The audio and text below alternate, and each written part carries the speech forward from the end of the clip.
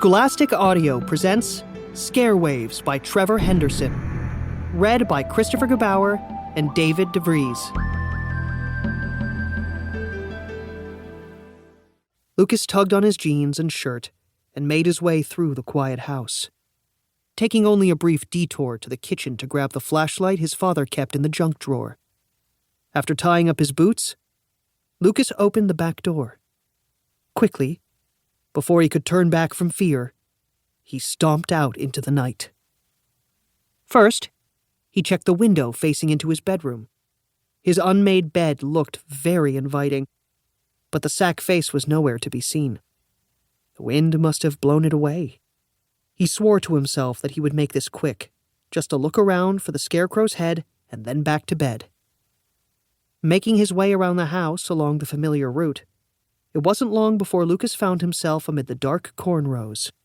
He stepped lightly, careful to avoid tripping over the deep furrows cut into the earth.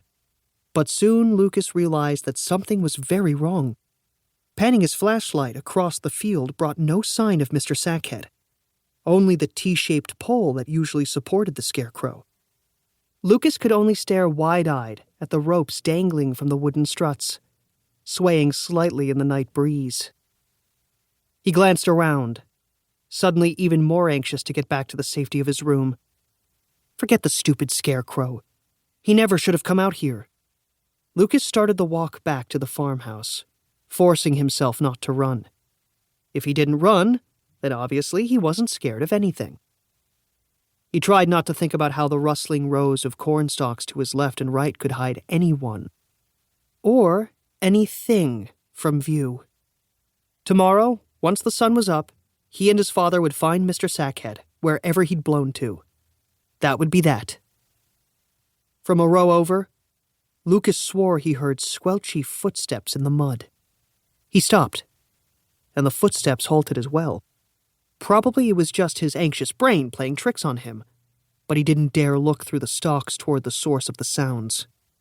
He started walking again, keeping the flashlight pointed directly in front of him as he followed the worn path back to the house. Every time Lucas paused, he was sure the footsteps stopped as well, and when he walked, he could hear them start again. "Forget this," Lucas finally muttered to himself, and then broke into a run.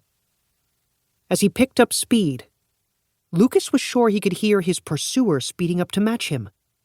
By the sound of it, the distance between them was shrinking.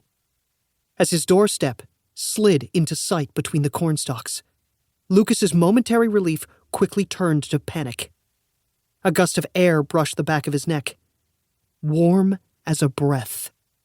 Lucas imagined a hand reaching for the collar of his shirt. Now gasping for air, he pushed himself into a sprint. Lucas piled into the solid farmhouse door, crashing it open and then instantly slamming it shut behind him. His hand shaking, he hurriedly turned and locked the bolt.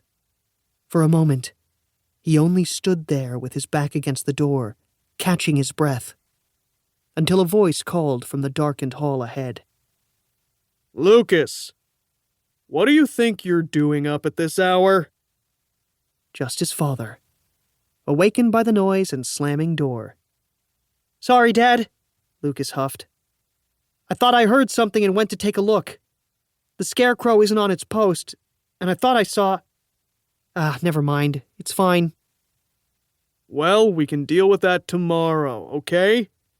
Just get to sleep," his dad said. "Yeah," Lucas agreed. "Night." He turned and quickly headed back to his room. Was someone chasing me? Now that he was safe inside, his earlier terror seemed ridiculous. But at the time, it had felt like there was a person out there in the field. Someone who wanted to do him harm. Lucas closed his bedroom door and, after a moment, locked it as well. He turned back toward his bed and stopped dead in his tracks, his blood running cold. Amid his tangled sheets and bedspread, someone had spread handfuls of moldy old straw.